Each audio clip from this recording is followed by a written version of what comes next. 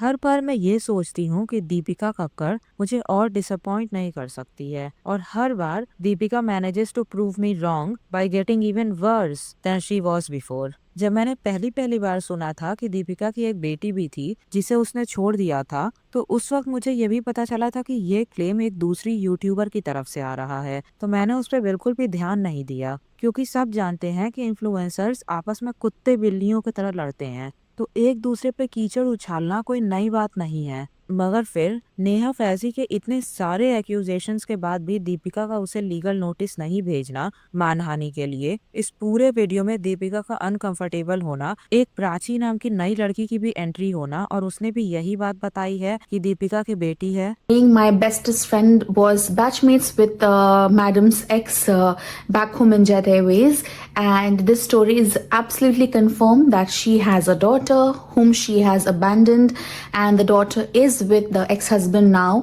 फिर ये पता चलना कि शोएब का एक कजिन भी था जिसने यही एलिगेशन लगाई थी, एटसेट्रा एटसेट्रा। सो इतनी सारी बातों के एक साथ होने के बाद I was suspicious of it, क्योंकि अगर आग लगी हो तभी धुआं उठता है, और यहाँ पे तो धुआं खत्म होने का नाम ही नहीं ले रहा। So I decided to get in there and do my personal research, and you know what, बहुत सारे जगहों पे कमेंट सेक्शंस में मुझे दीपिका और रौनक सैमसन के बारे में और भी डिटेल्स मिले। मगर हाँ, इस वीडियो को शुरू करने से पहले एक डिस्क्लेमर है कि मेरे पास उस बच्ची का कोई बर्थ सर्टिफिकेट जैसा सॉलिड प्रूफ नहीं है। मैंने सिर्फ डॉट्स कनेक्ट किए हैं, और मुझे जो रिजल्ट मिला है ये वीडियो उसी पे है।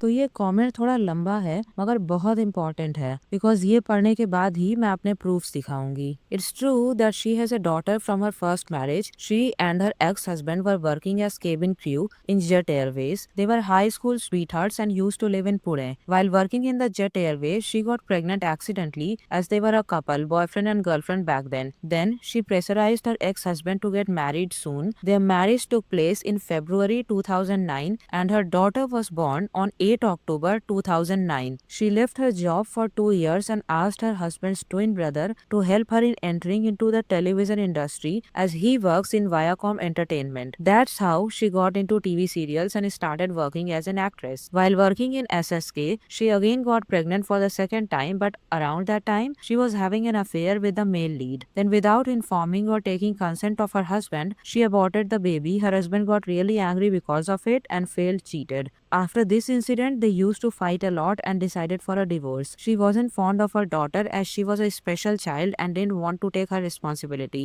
Also, she was having extramarital affair and fell madly in love with her co-star. She thought the co-star wouldn't marry her if she does not leave her daughter. That's how she abandoned her daughter. Her daughter is 15 years old now and lives with her ex-husband's parents in Goa. Anyway, इस पूरे comment में से आपको दो बात specially याद रखनी है। Her daughter was born on 8 October 2009, 8 अक्टूबर, और दूसरी, she wasn't fond of her daughter as she was a special child and didn't want to take responsibility. अब सारे लोग ऑनलाइन ये कह रहे थे कि अगर बेटी होती तो रौनक के साथ कभी तो दिखती, कोई बेटी है ही नहीं इसलिए कभी नहीं दिखी। But the thing is she was never completely hidden as well, वो ऑलमोस्ट पब्लिक ही है। And here is the thing, Raunak ने इंस्टा पर एक स्टोरी पोस्ट करी थी, पर लोगों के सवाल पूछने पर कि क्या ये उसकी और दीपिका की बेटी है, उसने डिलीट कर दी। उसमें उसके साथ एक 13-14 साल की लड़की थी और उस पर टैग था हेजल का। So I went to the only social media जिसपे रौनक सैमसन है, इंस्टाग्राम। यहाँ आपको दो प्रोफाइल्स मिलेंगे, ऊपर वाली पर क्लिक करिएगा जिसपे रौनक सैमसन लिखा है, और फिर मैंने टाइप किया हेजल। ये प्रोफाइल आएगी Dimple queen hazy, click on it. इस पे लिखी है दो चीजें नोटिस करने वाली। Point number 1, royal entry on October 8। Royal की स्पेलिंग गलत है और वो भी मायने रखता है, पर उस पे बाद में आएंगे। अब रॉयल एंट्री का मतलब है डे ऑफ बर्थ, और इस कमेंट में बेटी के बर्थ डेट को क्या बताया गया है,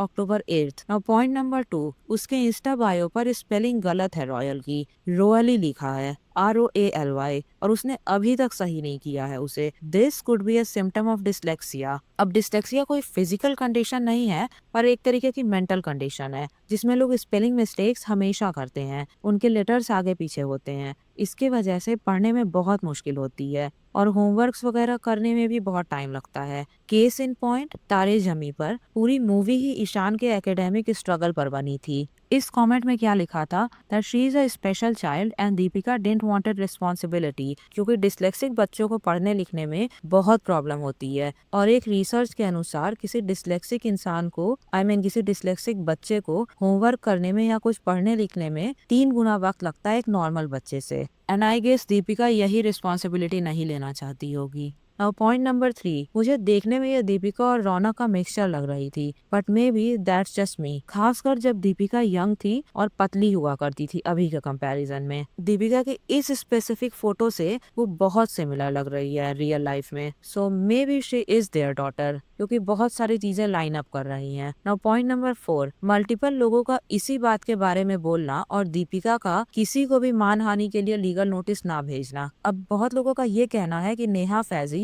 आउट ऑफ इंडिया रहती है, तो आप वहाँ लीगली कुछ नहीं कर सकते हो। प्रोसेस थोड़ा सा लंबा है, बट बिल्कुल हो सकता है। अब कोई मिडिल क्लास इंसान उतना कोर्ट कचहरी न करना चाहे या उतना पैसा न खर्चना चाहे तो समझ आता है मुझे, मगर दीपिका इस वक्त करोड़पति है। 1-2 लॉयर हायर करके बहुत आसानी से वो कर सकती है, स्पेशली तब जब सोशल मीडिया पर उसकी फॉलोइंग उसके रेप्यूटेशन से जुड़ी हुई हो। न करने का मतलब इतने तानों के बाद भी, इतने एक्यूजेशंस के बाद भी, इसका मतलब है कि दाल में कुछ काला हो सकता है। पॉइंट नंबर 5, कैसे ये इतना ओपनली कह सकती है कि उसकी कोई बेटी नहीं है? अगर बेटी सच में एग्जिस्ट करती है तो वो शायद से 2 लीगल लूप होल्स का इस्तेमाल कर रही है ऐसा बोलने के लिए। पहला, legally giving up your rights as a parent. तो इसमें क्या होता है ना कि एक बायोलॉजिकल और लीगल पेरेंट अपने लीगल राइट्स को गिव अप कर सकता है अपने बच्चे पर। उसके बाद उसका अपने बच्चे पर कोई हक नहीं रह जाता है, वो अपने बच्चे को लेकर के कोई डिसीजंस नहीं ले सकते हैं, मतलब उनके सारे राइट्स खत्म हो गए हैं उस बच्चे पर से। और लोग ऐसा अक्सर डिवोर्स या ब्रेकअप के टाइम पर करते हैं फॉरेन कंट्रीज में, कि अपने बच्चे के लीगल राइट्स को सरेंडर कर देते हैं अपने पार्टनर को या अपने एक्स पार्टनर को जिसके साथ डिवोर्स हो रहा है। मगर अब जब से इंडिया में डिवोर्स के रेट्स बढ़ने लगे हैं, ये इंडिया में भी होना शुरू हो गया है, क्योंकि बहुत सारे लोग बच्चों की रिस्पॉन्सिबिलिटी नहीं चाहते हैं अपने अपने रीजंस की वजह से। अब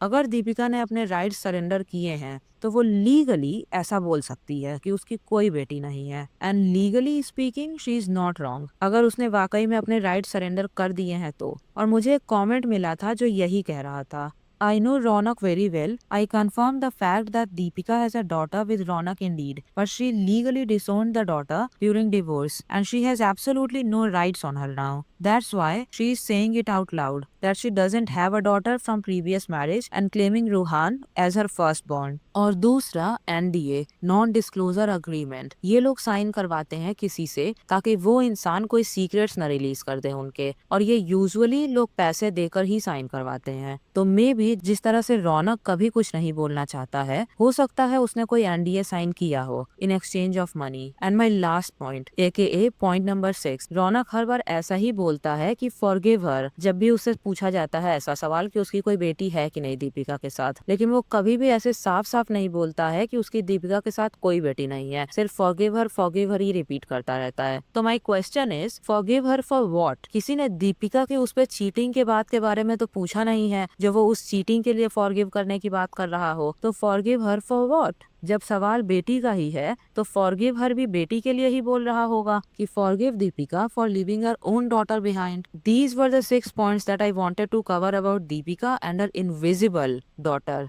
And I know that I have simply connected the dots here. I don't have a birth certificate or anything like that. But what do you think? कि ये जो मैंने यहाँ पे सारे dots connect किए हैं, does that make sense to you?